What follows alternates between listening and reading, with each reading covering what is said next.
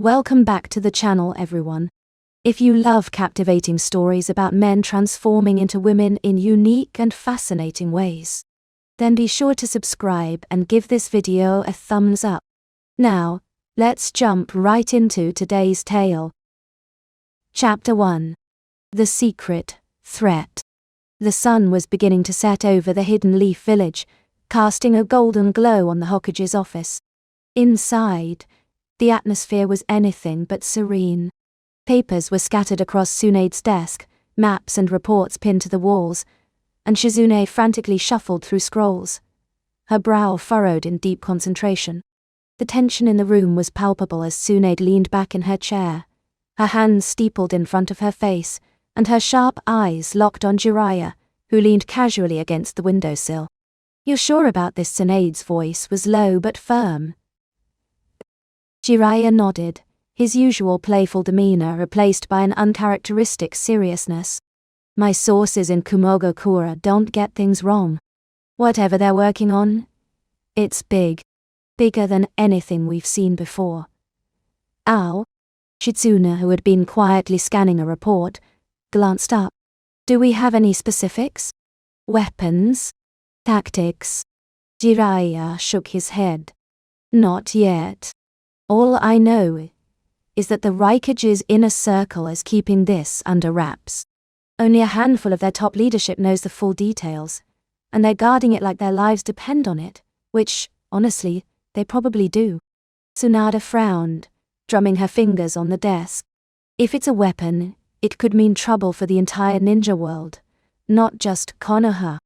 But if it's something else, something political or strategic," she let the sentence hang in the air, the implications clear.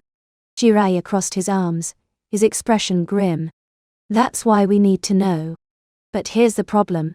Any direct infiltration will get sniffed out immediately.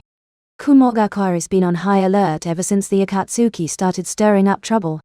Their shinobi are trained to detect genjutsu, transformation jutsu, and even chakra signatures that don't match their own. If we send someone in under a fake disguise, they'll be caught before they even set foot in the Raikage's office." Tsunade's gaze shifted to a map of the ninja world, pinned to the wall. Her mind raced through potential solutions, each one more impossible than the last. Finally, she sighed and leaned forward, her elbows resting on the desk. "Then we don't send someone in under a fake disguise." Shitsune blinked. "I. What do you mean?" Tsunade's lips curved into a small, almost mischievous smile. "I mean, we don't use a transformation jutsu. If we want someone to infiltrate the Cloud Village, they can't just look like they belong. They need to be someone who belongs, down to the last detail." Jiraiya raised an eyebrow. "You're not seriously suggesting..." "Oh, I am." Tsunade cut him off before he could finish. "We use medical ninjutsu to physically transform one of our shinobi into an exact replica of someone in their leadership. No genjutsu, no transformation chakra. Just pure, biological replication." There was a long silence as the weight of her suggestion sank in. Shitsune looked horrified. Jiraiya looked intrigued. Jiraiya began, scratching his chin thoughtfully. "It's insane. But it could work. If you can pull it off, that is." Tsunade shot him a glare. "Do you doubt my abilities?" "Not at all," Jiraiya said quickly, holding up his hands in mock surrender. "But let's be real here. This isn't just about making someone look like a member of the Cloud Village. They'd have to act like them too. Walk like them, talk like them, fight like them. Hell, they'd have to know their favorite foods and what side of the bed they sleep on, if they want to fool the Raikage's inner circle. It's not just about the transformation," Shizune added, her voice shaky.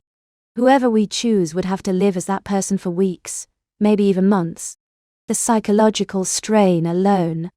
"I know." Tsunade's voice was firm, cutting through the rising objections. "It's not a decision to be made lightly. But if we don't act, we're leaving Konoha vulnerable to whatever the Cloud is planning. This isn't just about espionage. It's about survival. Jiraiya sighed, shaking his head. All right. Assuming this crazy plan could actually work, who's the lucky volunteer? For the first time since the conversation began, Tsunade hesitated. She looked down at her desk, her fingers tracing the edge of a scroll. We need someone strong enough to handle the transformation process and the mission itself. Someone adaptable, determined, and frankly, someone who can handle the psychological strain of living as someone else. Jiraiya snorted. Anna, you're describing half the jonin in the village. Maybe, Tsunade admitted. But there's only one person who has the sheer willpower and guts to pull this off. Someone who's proven time and time again that they'll do whatever it takes to protect this village. Jiraiya raised an eyebrow. Oh no. Don't tell me you're thinking Naruto, Tsunade said simply. The room fell silent again. Shitsuna looked like she was about to faint. Jiraiya, on the other hand, burst out laughing. You've got to be kidding me, he said between laughs. Naruto. Naruto. The same Naruto who can't go 5 minutes without tripping over his own feet. You want him to play the part of a high-ranking Kunoichi. Tsunade's glare could have melted stone. Do you have a better idea, Jiraiya? Because I'd love to hear it. Jiraiya held up his hands again, still chuckling. Hey, I'm not saying it's impossible. But come on, Tsunade. Naruto's not exactly subtle. He's also one of the strongest shinobi we have, Tsunade shot back. And the most determined. If anyone can pull this off, it's him. And who exactly is he supposed to become? Jiraiya asked, his amusement fading into curiosity. Tsunade reached for a scroll on her desk and unrolled it, revealing a detailed sketch of a blonde Kunoichi with sharp eyes and a confident stance. Samui turned. She's one of the Reikage's top jonin and a trusted member of his inner circle.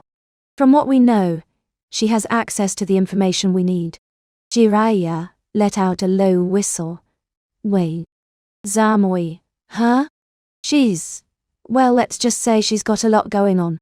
Tsunade, glare darkened. If you finish that sentence, I will personally throw you out the window. Jiraiya smirked but said nothing, wisely keeping his thoughts to himself. Shitsuna, still pale, finally found her voice. Lady Tsunade, are you sure about this? Transforming someone into another person is one thing, but Naruto, he's never done anything like this before. I know, Tsunade admitted. It's a risk. But it's a risk we have to take. I'll explain everything to him tomorrow. For now, she leaned back in her chair, her eyes heavy with exhaustion. Let's just hope he doesn't pass out when he hears the plan. Jiraiya chuckled again, his grin returning. Oh, he's definitely going to pass out. And if he doesn't, I will.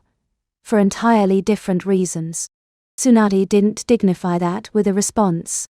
Instead, she closed her eyes and let out a long sigh. The path ahead was uncertain, but one thing was clear: this mission would either save Konoha or destroy it.